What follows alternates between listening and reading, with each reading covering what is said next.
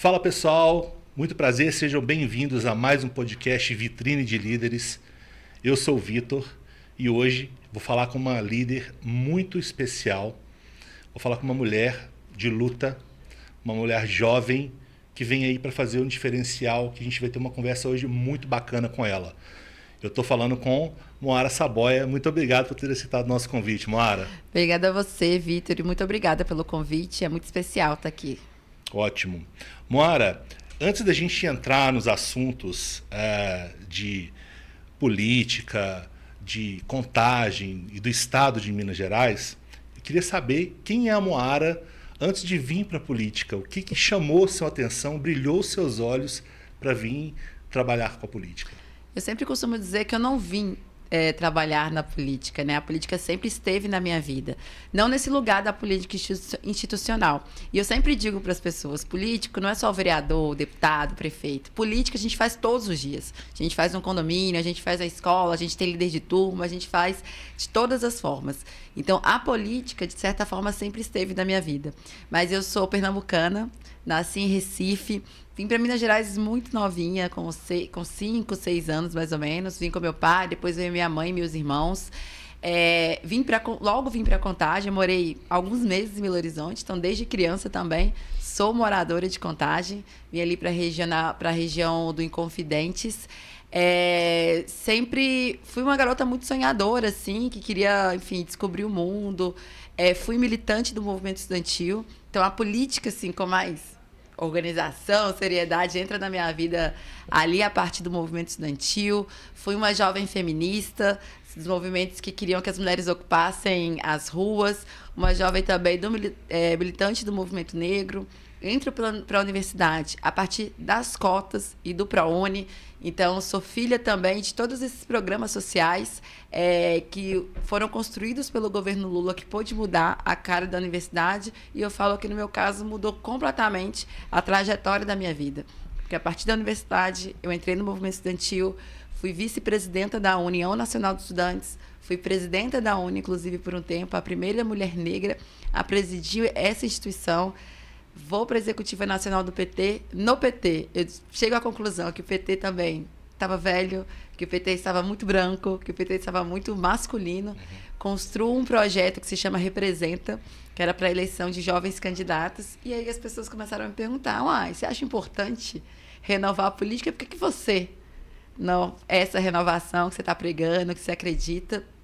Eu vi em mim todos os medos que eu via nos candidatos que eu incentivava, o medo da vergonha, o medo do isolamento, o medo de não ter dinheiro. Mas também coloquei meu nome à disposição, também muito a partir de um diálogo com o meu território. Assim. Tinha um grupo de militantes que já avaliava que Contagem, que queria fazer campanha para uma mulher jovem, para uma mulher negra, e encaixou com o meu perfil. E a gente construiu uma campanha muito... Eu falo que não é uma campanha que é revolucionária, é ao contrário, assim, é uma campanha que resgatou muito do início do Partido dos Trabalhadores, né? Eu sempre brinco, assim, que era uma campanha que a gente tinha tão pouco recurso. O nosso recurso mesmo do fundo eleitoral chegou na última semana, que foi quando eu contratei uma equipe de 5 meninos super jovens, assim, 19, 20 anos, 22 anos. Até então, tudo era com os nossos recursos, com o dinheiro que a gente arrecadava. Então, a pessoa falava assim comigo, vou te apoiar, posso colocar uma bandeira na minha casa? Eu falava R$40. Porque eu não tinha dinheiro para fazer 50 bandeiras, 100 bandeiras. Você não tinha o dinheiro da bandeira, né? Então, você quer me apoiar, então você vai me dar os R$40, eu fazia a bandeira e a pessoa colocava na casa. E distribuindo panfleto e dialogando com as pessoas que era possível Contagem eleger uma mulher jovem, negra, cria da cidade, que eu estou da cidade desde os meus 6 anos de idade, e que não era filha de nenhum vereador ou vereadora. Você não estava na velha política, né? Você desbravou um caminho ali com tinha um sonho, uma vontade e um sonho. E assim, eu falo que eu tanto não estava, que se você olhasse qualquer lista de possíveis ganhadores daquela eleição, em qualquer grupo de WhatsApp, em qualquer mesa de bar, o meu nome não apareceria. Os vereadores chegaram a falar comigo no dia da posse, assim, que, Moara, quando a gente viu o seu nome, todo mundo nos perguntou, quem é essa Moara? Quem é ela? Quem é essa menina? Moara, e por que você nasceu em Recife e veio parar em Contagem? Então, eu nasci em Recife, que meus pais eram militantes da Juventude Operária Católica. E eram dirigentes nacionais, moravam em São Paulo. Minha mãe estava morando na Argentina, reconstruindo a Juventude Operária Católica. E aí, quando acabou o período deles de direção, eles foram desafiados a reconstruir a JOC em Recife. Jovem, né? Bora.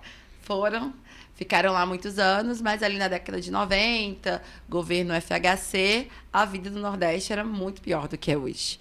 Muito mais difícil, desemprego muito alto. Minha mãe já tinha tido os 3 filhos. Ela falou assim, não quero ficar longe da minha família, não quero ficar nessa situação também de não ter uma rede de apoio. Então, a gente volta para Minas Gerais muito para ficar mais próxima da minha família, que é de Minas e do Espírito Santo. E por que Contagem? Porque em Contagem era a sede da JOC, em Minas Gerais. Entendi. A sede da JOC foi comprada a partir de um recurso arrecadado para um apoiador europeu e tal. Então, Contagem tinha essa sede e nós fomos morar na parte de baixo da sede. Na parte de cima era onde as pessoas faziam reunião, faziam as formações. Então, assim, quando eu falo que eu sempre tive contato, de certa forma, com a política, é desse lugar. Não a política partidária, mas aquela coisa da associação de moradores, do grupo da igreja. Tipo assim, tinha oficina de dança em cima da minha casa. Então, minha casa era sempre cedida para a população de uma forma geral. Então, você respirou política desde pequena, né? Sim, mas em que pese isso, disputar uma cadeira, por exemplo, para os meus pais, para a gente... Se as pessoas falaram, você já pensou? Gente, na verdade, para virar vereadora, eu não pensei muito. Eu acho que talvez se eu tivesse pensado mais, eu não sei se eu estaria vereadora. Foi justamente não pensar. Foi tipo, vamos lá, vamos ver se dá, se é possível, se isso é factível. Agora, eu noto no seu mandato, eu vejo muito você, é muito atuante nas redes sociais, e eu noto que o seu mandato, ele não tem a cara da velha política, que é aquele mandato mais de gabinete, mais do ar-condicionado. Eu vejo que você vai para a casa das pessoas, faz visita para moradores, vai no chão de fábrica, conhece o chão de fábrica, conhece o trabalhador, conhece a dona de casa, né?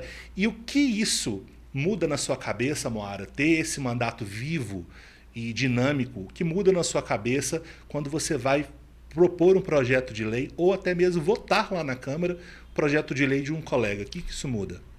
Muda que tem uma frase que fala assim, a cabeça pensa aonde os pés pisam. Então, se a gente está lá enclausurado, no ar-condicionado, dentro de uma sala, a gente costuma achar que a vida é daquela forma e daquele jeito.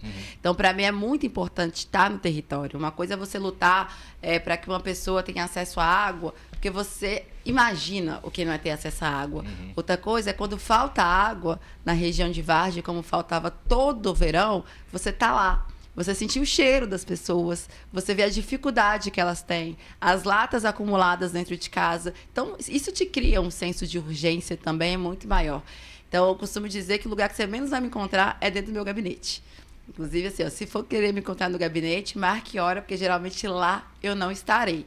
Vou estar na rua, vou estar nesses lugares e a partir disso você consegue realmente ter dimensão da importância e do impacto do seu trabalho, sabe? Quando a gente fala, por exemplo, eu fiz uma luta muito grande de conscientização, que pese não ser deputada estadual ainda, sobre a Copasa. Porque eu sei o que significa para as pessoas não ter acesso à água. Sim. Eu sei o que significa não ter acesso a saneamento. E eu sei o que significa a pessoa não poder pagar e a importância de ter a conta social da Copasa. Então, eu sei, na prática, o que vai acontecer com a população de Minas se a Copasa for privatizada, assim como a Sabesp foi. Então, por isso que eu me mobilizo tanto. Porque a gente sabe, a gente sente, a gente viu a realidade de cada uma dessas coisas.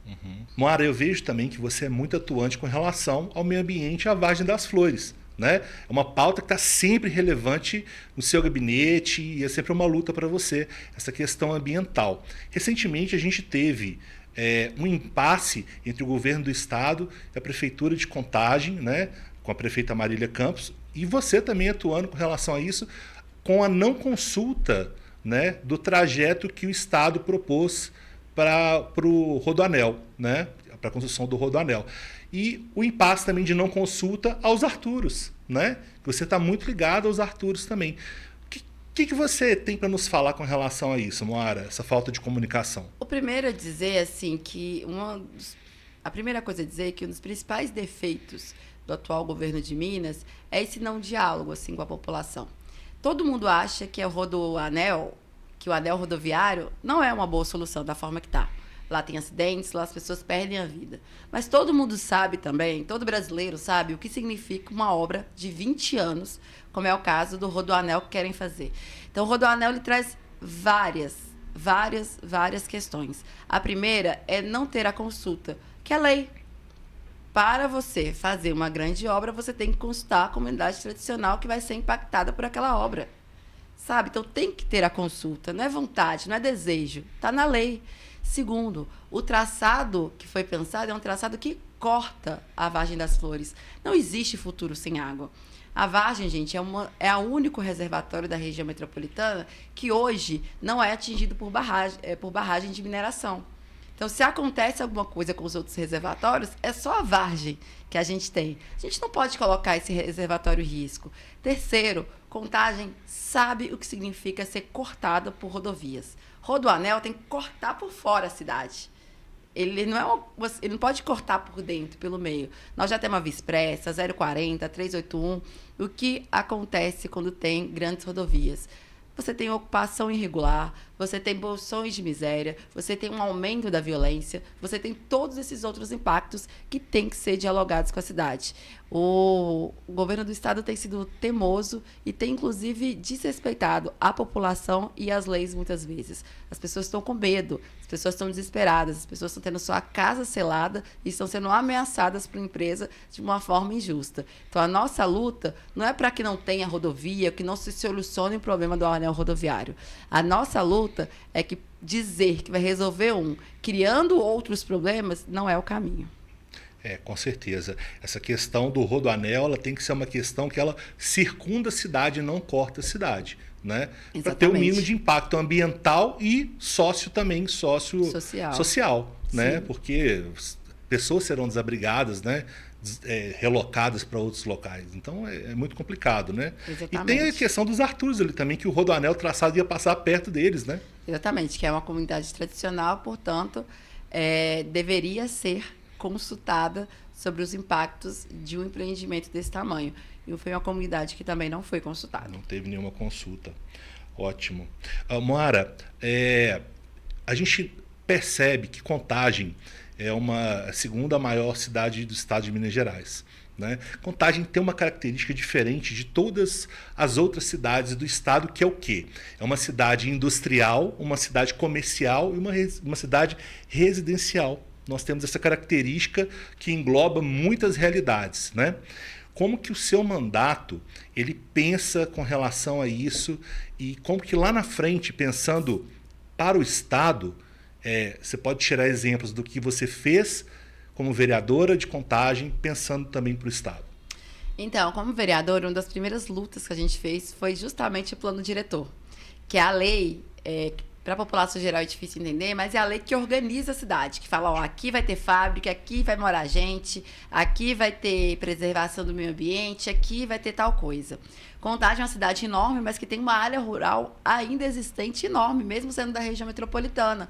Por que essa área rural? Porque a gente não quer que as pessoas vão ocupando de forma espalhada o território. A gente quer que as pessoas ocupem onde elas consigam ter água, luz, transporte, enfim, saneamento e tudo isso. Então, Contagem conseguiu, no nosso mandato, o mandato da Marília, construir um plano diretor muito avançado. Um plano diretor que valorizava as áreas industriais, que dizia, olha, aqui tem áreas industriais, mas pensava também a sua expansão, que manteve a sua área rural, mas que também parou de jogar os pobres pro cantinho da cidade. Porque essa é uma questão, né? As pessoas pobres iam sendo jogadas pro canto da cidade, a especulação imobiliária ia ficando com aqueles terrenos no meio da cidade, ganhando dinheiro, gerando lucro, não pagando imposto sobre isso. Então, o nosso plano diretor, ele veio para organizar isso, para dizer, olha, querem construir prédios para moradia popular, mas nós queremos no centro da cidade. Nós queremos onde já tem asfalto. Nós queremos onde a escola já está construída. Nós não queremos que vocês joguem os pobres para o canto para depois o poder público ter que resolver asfalto, água, luz e tudo que a população precisa. Eu acho que isso também pode ser pensado para Minas Gerais. Minas Gerais tem que ser pensado a partir das regiões metropolitanas. É um estado muito grande. Como é que o sul de Minas vai se organizar? Como é que o norte de Minas, o nordeste de Minas, a zona da mata vai se organizar a partir dessas cidades, inclusive para ter tudo em cada região. Não dá mais, Vitor, para a política pública de saúde de uma cidade lá do norte de Minas ter ônibus ou van para trazer para o hospital em Belo Horizonte. Tem que ter hospital grande, equipado, que dê conta das pessoas próximo da região delas, porque isso desloca o paciente, vai saber uma pessoa que tem que ficar com o paciente, que fica sem trabalhar, que fica aqui em Belo Horizonte sem fazer nada. Não dá para a cultura de Minas só circular a região central. Nós temos que ter cultura em todas as regiões da cidade. E isso foi o que a Marília fez e que o nosso mandato também fez. A gente tem um projeto que se chama Circula a Cultura, que é justamente todos os projetos que a gente faz circulam as 8 regionais da nossa cidade. Então, assim, tem que ter esporte, incentivo ao esporte em todas as regiões. Tem que ter educação em todas as regiões. A gente já tem, a partir do governo federal, do governo Lula, uma educação federal muito interiorizada, né? Tanto com as universidades quanto com os institutos federais. Mas nós precisamos também ter, a nível médio, a nível básico, educação de qualidade em todas as regiões. Eu acho que essa é a principal questão que eu trago, assim, de Contagem para Minas Gerais, sabe? Sair dessa lógica que tem algumas regiões que vão ter tudo, e se você quiser ter alguma chance na vida, ter acesso à informação, você tem que estar nessa região, e regiões que são só para trabalhar ou só para explorar mão de obra não qualificada e mais barata. Ótimo. Moara, recentemente você publicou nas suas redes sociais um vídeo que chamou muita atenção, teve muitas visualizações com relação à polarização política. Isso chama muita atenção no ano eleitoral que a gente está agora, 2026, né? Na sua visão, Moara, o que falta para que as famílias voltem a sentar na mesa, voltem a acabar com aquelas brigas de polarização? O que é a sua visão sobre isso? Primeiro, eu achei muito engraçado quando eu entrei na Câmara, que as pessoas achavam que eu era muito radical. E eu ficava assim, gente, radical por quê? Porque eu defendo o pobre, porque eu defendo mulher, porque eu defendo quem precisa. Isso é radicalidade? Mas eu vim desse momento também do Brasil que, de fato, estava mais rachado, estava mais brigado. E, Vitor, eu sinto muito que a radicalização, ela é uma estratégia de quem não quer trabalhar. Porque tem gente que só se ocupa disso. Sim. Só se ocupa de gravar vídeo, só se ocupa de chamar atenção, de causar. Mas quando você vai olhar o trabalho desse parlamentar ou desse gestor, esse trabalho não existe. É verdade. Sabe qual é a lei que ele aprovou? Sabe qual foi a luta que ele fez? Qual o projeto que ele defende? O que ele fez de concreto para melhorar a luta do povo? Não tem. Então, a polarização é uma estratégia dos ineficientes. Sim. É uma estratégia de quem não tem o que apresentar. A gente vê em Minas Gerais problemas infinitos no estado. O nosso governador aparece comendo banana com casca. Esse é tema de um governador? Viralizou, deu views, todo mundo comentou. E o que na vida do mineiro isso mudou e impactou de verdade? Te respondo, absolutamente nada. Assim como outros deputados, assim como outros vereadores. Então, e eu também tenho um sentimento muito que a população está cansada. As pessoas estão cansadas. No vídeo eu apresento uma pesquisa que é feita a partir de WhatsApp, que as pessoas estão evitando falar desses assuntos, dessa família para conseguir voltar a ter uma família. Que a gente passou por alguns natais que as pessoas não iam passar o Natal junto, que Natal virava briga, que Natal virava confusão. Então, eu aprendi na política que política a gente só faz com diálogo. E que, para a gente ter resultados, a gente precisa, de fato, construir essas pontes, construir essas relações e não incentivar a polarização. E quem polariza pode saber, gente. Se a pessoa é muito do vírus, da polarização, o tempo todo, da piada, não sei o quê, eu faço o desafio. Procura saber quantos projetos ela apresentou, o que ela defende de verdade, como ela votou no fim do imposto de renda, como ela vai votar ou votou no fim da escala 6x1, como é que ela votou para a melhoria da vida das pessoas, se ela já apresentou algum projeto para melhorar a vida das mães solo, se ela apresentou algum projeto para melhorar a vida do trabalhador, como ela votou no caso do gás do povo. Pode ver, não erra uma. Quem vive de like é porque não tem trabalho para apresentar. E também é a famosa cortina de fumaça. Exatamente. A pessoa não tem, o político não tem ao que apresentar, igual você falou, e lança a famosa E a outra cortina cortina de fumaça. que também serve muito, né? A gente vê, por exemplo, esse caso escandaloso do Daniel Vorcaro, que é o maior caso de corrupção no sistema financeiro da história do Brasil. Teve político que, quando foi citado, resolveu caminhar 240 quilômetros, né? Que realmente falar sobre a caminhada e não falar que você tem envolvimento, que seus parentes têm envolvimento, que você pegou um jatinho para fazer campanha para o Bolsonaro, realmente é melhor você criar alguma coisa para disfarçar o que realmente é importante para a população. Como a campanha é financiada, qual é a relação desses políticos com Daniel Vorcaro e por que ele quis financiar algumas campanhas em troca de quê? Gravar vídeo é muito fácil, né? Agora, quando a verdade vem, as bases são estremecidas, né, Moara? Isso é complicado dentro da política, a gente sabe que isso é comum, né? Mas a população está aí. Chamar a população cada vez mais para voltar às mesas, a reconciliar com o pai, reconciliar com a mãe, né?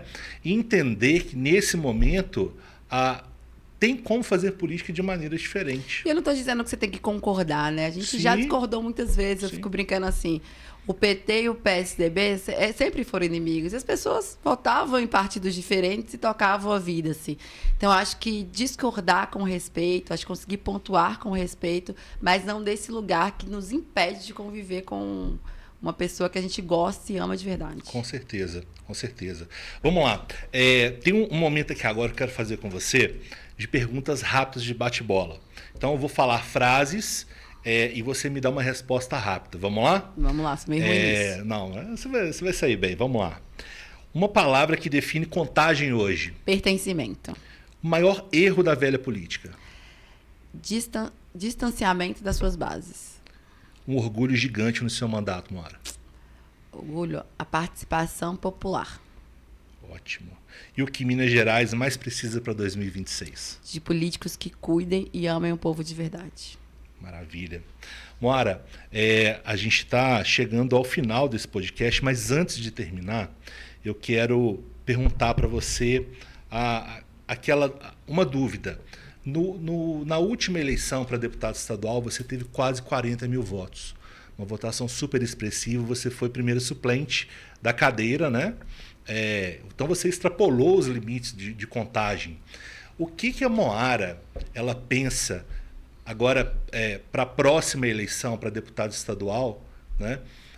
Para Minas Gerais, pensando no Minas Gerais todo, trazendo a sua experiência bem-sucedida de contagem, sua experiência bem-sucedida de liderança da Marília, né? Como que isso vai fazer com que você ajude o Estado inteiro dentro dessa realidade? Como eu disse, eu acho que Minas Gerais precisa de gestores e legisladores que gostem do povo, que amem o povo de Minas e que respeitem o povo de Minas. Hoje a gente tem um Estado que não está a serviço do povo, está a serviço de alguns. Quando a gente vê, por exemplo, o que aconteceu, os desastres de Juiz de Fora, e você vê que mais de 90% do orçamento para prevenção de desastres foi cortado, não é um acidente, gente. Essas pessoas poderiam estar aqui conosco, poderiam estar vivas se o investimento de fato tivesse sido feito, se o investimento de fato chegasse ali na ponta. Então, em contrapartida, a gente tem 25 bilhões de isenção fiscais para empresas que a gente sequer sabe quais são. A gente está construindo um processo para que o dinheiro para a erradicação da fome, da miséria em Minas Gerais volte a cair na conta das prefeituras para chegar até o povo. É R$1 bilhão. Esse é muito menos do que foi de isenção fiscal, por exemplo, para Localiza nesses últimos anos todos. Então, eu acho que a principal lição, acho que é essa inversão de prioridades, né? Na verdade, não é inversão, hoje está invertido. É voltar a prioridade para onde ela de fato tem que estar. O dinheiro de Minas Gerais, o Estado de Minas Gerais tem que estar a serviço do povo mineiro e não a serviço de alguns, de poucos, de empresários, de quem quer só lucrar com o nosso Estado. Ótimo. Que aula de realidade, de visão de futuro. Moara, muito obrigado por participar aqui do nosso podcast, né?